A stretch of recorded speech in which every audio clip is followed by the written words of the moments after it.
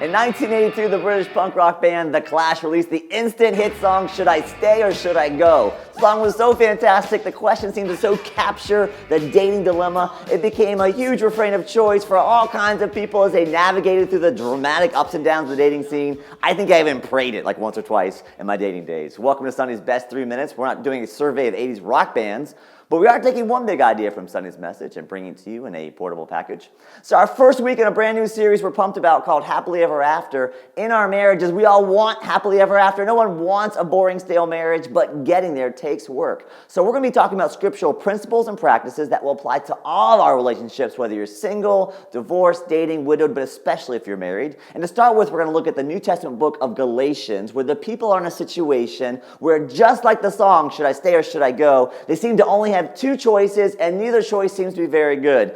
Either they behave like they did before they became Christians, doing whatever their appetites demanded, what the Apostle Paul called being a slave to the flesh, or they follow the laws and rules and rituals of the Jewish religion to ensure they have all the badges of belonging to being a part of God's family. What Paul does is he writes a letter giving them a third option and a better way. Here's how he says it. So I say, walk by the Spirit, and you'll not gratify the desires of the flesh.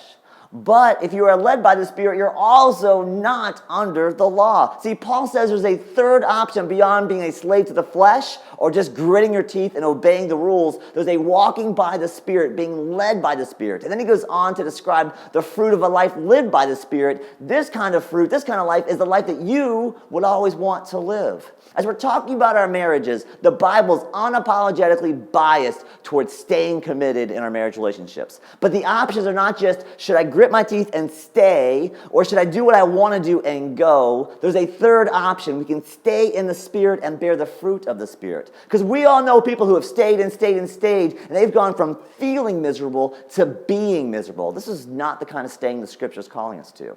The Scripture invites us to stay in the Spirit, the kind of staying that bears good fruit in our lives. Not merely a legalistic staying or staying physically while checking out emotionally and relationally, but a staying that's creative, generative, and life-giving. So if you're in a place where you're wondering, should you stay or should you go in a dating relationship or a job or especially in a marriage, or even if you know you're not going anywhere, but your staying has become disengaged, take a moment to pray and ask if there might be a third option of staying in the Spirit, the kind of staying that results in good fruit and is a blessing to you and all those around you. Thanks so much for joining us this week on Sunday's Best 3 Minutes.